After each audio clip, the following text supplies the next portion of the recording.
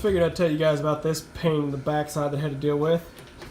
It is hard to see here, but this right hand screw head is stripped out. And that happened when I was putting the screws in to install the ceiling fan. So I thought, well, first off I'd take the whole ceiling fan back down, tried a bigger screw, couldn't get it to hold. So then I thought, well, I'll just put the, I'll just have the fan bracket up here and I'll just put a screw into the cedar. But the cedar's so soft that it actually wouldn't hold either. So ultimately what I ended up doing was taking the whole thing down and swapping out the box. Easier said than done.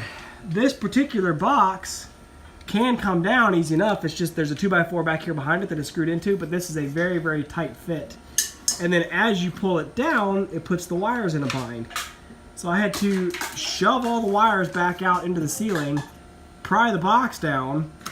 Okay, so the old box is out, go to put the new box in, then I gotta try to tease the wires back through the holes, which I was able to get these two wires on the far side, I was able to get them through at an angle and then start to put this side up in.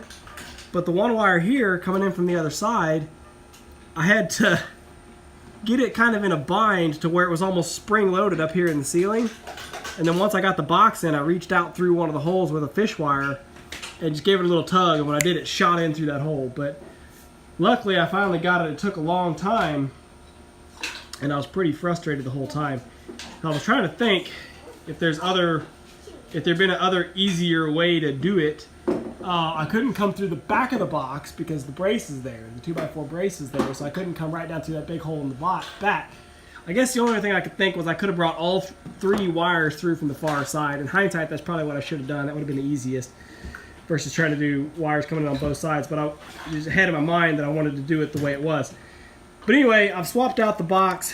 I've got my bigger screws in here, my longer screws for the mounting the ceiling fan. And I've made sure that both of them thread in and out easily so they're not stripping. I made sure that they fit in there good and didn't strip before I even put the box in. Anyway, just thought I'd mention that to you guys. A little pain in the butt that I'm dealing with this morning. And I think I managed to get it all done without any real permanent damage. You can see right here, this will be covered. This will be hidden. That ring right there is the base of the ceiling fan, so that'll be hidden. And that little crack, I managed to keep it from getting outside that. So hopefully all the cracks and little scuffs I did should all be covered and no one will ever be any the wiser. But let's get this fan put back up.